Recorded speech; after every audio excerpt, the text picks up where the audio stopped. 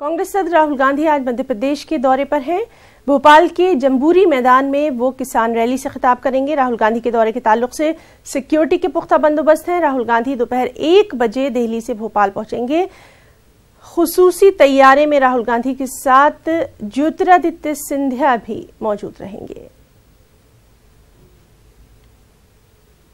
RSS chief Mohan Bhagwat का बयान सामने आया है, जिसमें उन्होंने कहा है कि आइंदा 10 वर्षों में कश्मीरी पंडितों की वापसी हो सकती है। देहरादून में यूनिवर्सिटीज के वाइस चांसलर से बातचीत के दौरान मोहन भागवत ने कहा कि मौजूदा सूरत हाल को पेश नजर रखकर वो ऐसा सोचते हैं कि आइंदा 10 वर्षों में उनकी वापसी के लिए साजगार माहौल कायम हो जाएगा। मोहन भागवत उत्तराखंड के 4 रोजा दौरे पर हैं।